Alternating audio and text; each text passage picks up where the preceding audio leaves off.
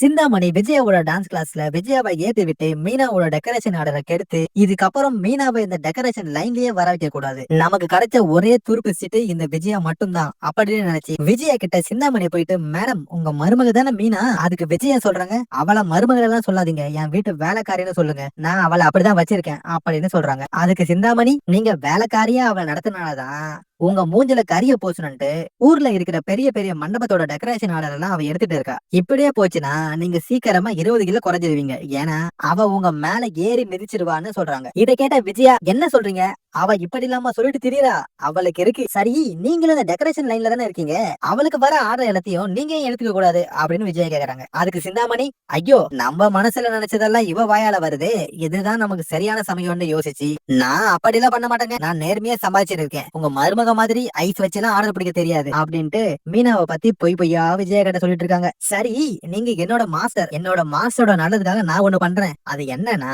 வர 16ஆம் தேதி இங்க இருக்க பெரிய மண்டபத்துக்கு டெக்கரேஷன் ஆர்டர் மீனா எடுத்திருக்கா. அவளை மட்டும் அன்னைக்கு வர விடாம பண்ணிட்டீங்க, அத்தோட அவ தொழிலே காலி, அவளுக்கு இனிமேல் யாருமே டெக்கரேஷன் ஆர்டர் கொடுக்க மாட்டாங்க அப்படின்னு சொல்றாங்க. இதை கேட்டு விஜயாக்கு சந்தோஷம் தாங்கல. இது நீங்க இவ்வளவு லேட்டாவா சொல்லுவீங்க, நாளைக்கு நடக்கிறத பாருங்க, அந்த மீனா மண்டபத்துக்கு வரவே மாட்டா, அதுக்கு நான் கேரண்டி அப்படின்னு சொல்லிட்டு வீட்டுக்கு போறாங்க. மறுநாள் காலையில விடிஞ்ச உடனே கோழி கூவுற மாதிரி விஜயாக்கு ஒரு போன் கால் வருது. அதுக்கு யாருன்னா நம்ம சிந்தாமணி மேடம் தான். மாஸ்டர், நான் சொன்னது ஞாபகம் இருக்குல்ல, இன்னைக்கு மட்டும் மீனாவை வரவிடாம தடுத்துட்டீங்கன்னா உங்களுக்கு மரியாதையா இருக்கும், இல்லனா அவ உங்களை ஏறி மிதிச்சிடுவா. அது மட்டும் இல்ல, உங்களுக்கு நான் ஒரு ஸ்பெஷல் ஆஃபர் கொடுக்குறேன். அது என்னன்னா, இது மட்டும் நீங்க செஞ்சிட்டீங்க, உங்களுக்கு 1,00,000 ரூபாயில பட்டு புடவையே எடுத்து தரேன் அப்படின்னு சொல்றாங்க. இது கேட்ட விஜயா முத்து வீட்டை விட்டு வெளியே போறதுக்கு ரூம்லயே இருக்காங்க. முத்து வெளியே போனதும் உடனே விஜயா வெளியே வந்து கீழே விழுந்து கால் வைக்கிற மாதிரி நடிக்கிறாங்க. இதை நம்புன நம்ம நம்பிக்கையின் சிகரம் மீனா, என்ன ஆச்சத அப்படின்னு கேக்குறாங்க. அதுக்கு விஜயா, இதுதான் நல்ல சந்தர்ப்பம்ட்டு கீழே விழுந்துட்டேன், என்னால நடக்கவே முடியல, ரோகிணியும் வீட்டுல இல்ல, அதனால நீ என்ன பண்றனா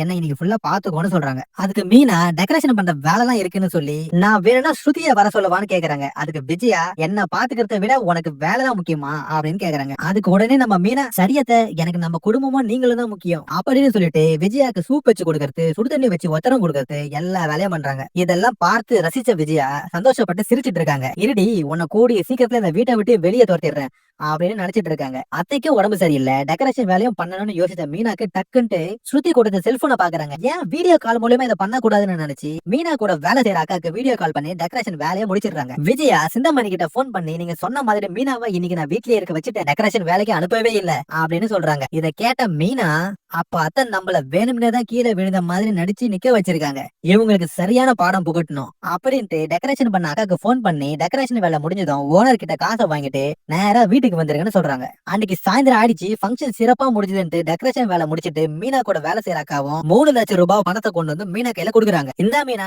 டெக்கரேஷன் வேலை முடிஞ்சது, நம்ம பேசுற பணத்தை விட 20,000 ரூபாய் அதிகமா இருக்கு, இதுல மொத்தம் 3,00,000 ரூபாய் இருக்குன்னு கொடுக்குறாங்க. இத பார்த்த விஜயா, என்னது 3 லட்சமா அப்படின்ட்டு வாயை பொளந்து கேக்குறாங்க. நீ இன்னைக்கு வீட்டுல தானே இருந்த, எப்படி டெக்கரேஷன் வேலை முடிச்சதுன்னு கேக்குறாங்க. அதுக்கு சொல்றாங்க, பல பேரு தடையா இருந்தாலும் சில நல்லவங்க கொடுத்த பொருளால இதை பண்ணி முடிச்சுட்டு ஸ்ருதி கொடுத்த போனை காட்டுறாங்க.